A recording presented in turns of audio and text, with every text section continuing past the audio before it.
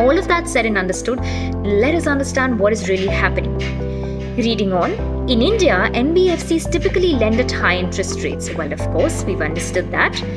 By sourcing funds from commercial banks. That is a very logical reason too, because if they're taking money from the commercial banks, they're obviously going to have to pay them back with that interest and also make some money in the process, so they have to lend it at a rate higher than the commercial banks.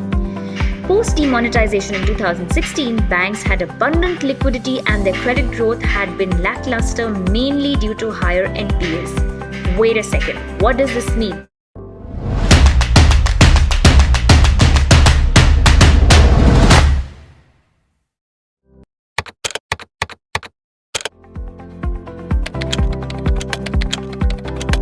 When demonetization took place, then our government had pulled out a lot of liquid cash from the system and the economy.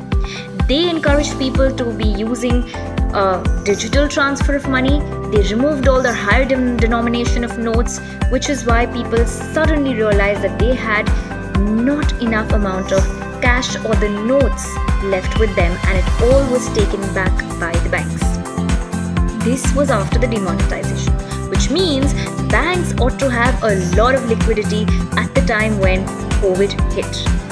Now let us look at this line again. It says post demonetization in 2016, banks had abundant liquidity.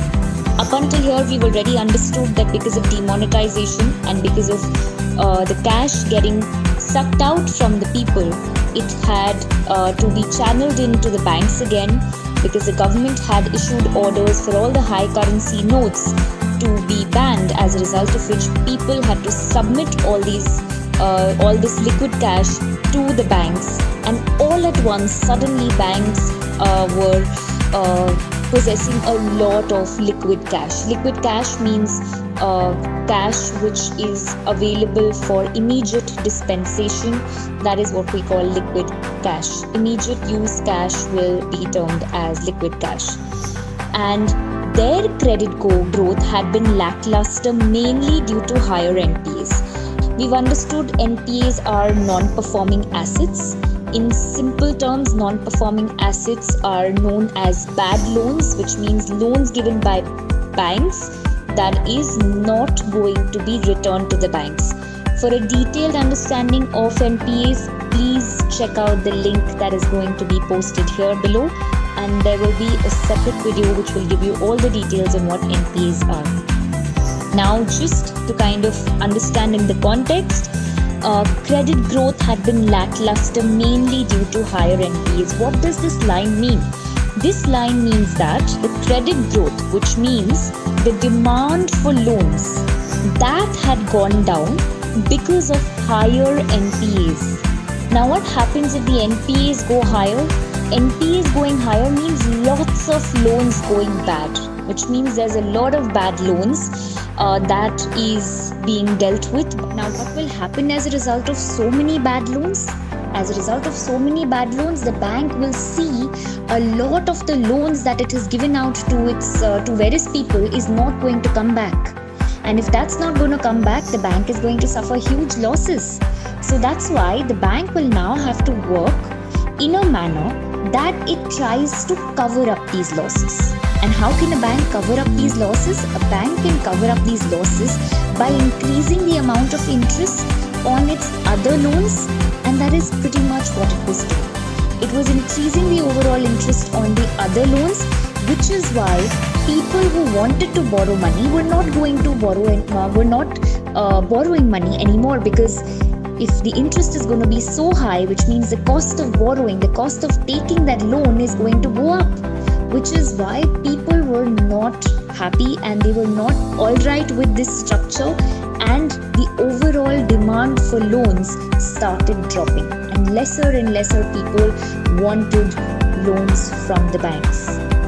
So putting the entire line in context, post demonetization in 2016, we saw banks had a lot of money on them, and even the demand for loans had gone down because of higher NPAs.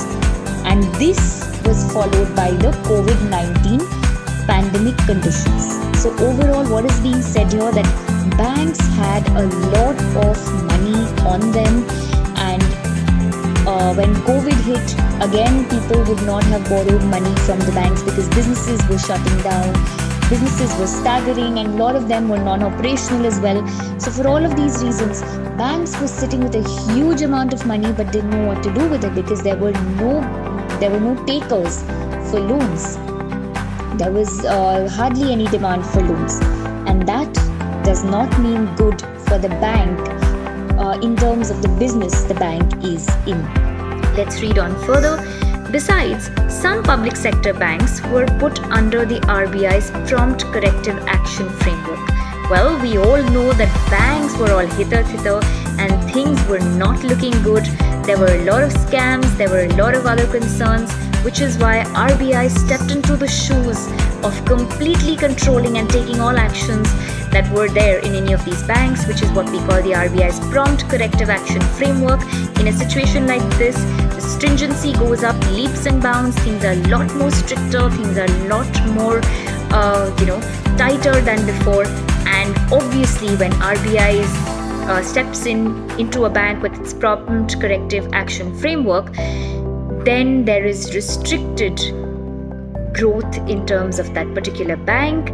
As a result, NBFCs tend to get more and more demands for loans, and NBFCs also tend to start picking up more and more money from various banks to be able to lend it out to its various borrowers. And obviously, given NBFC is a financial company, it's a non-banking financial company that concerns itself with profits.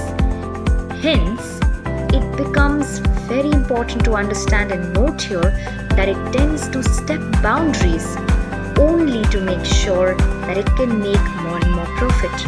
And it did do that.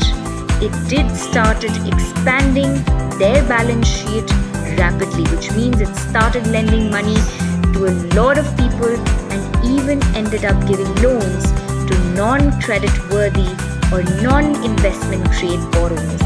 Who are non-credit worthy or non-investment grade borrowers? In simple terms, these are borrowers who do not have a good likeliness or a greater chance of being able to return the money.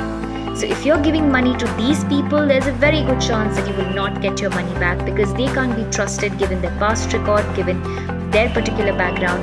It's not very secure to be able to lend money to such people. But NBFC still did that because it thought that will be a quick way to make money. They felt that okay, basis are more or less checks, this seems okay, and they will pay us a larger amount of interest, and they somehow took that risk.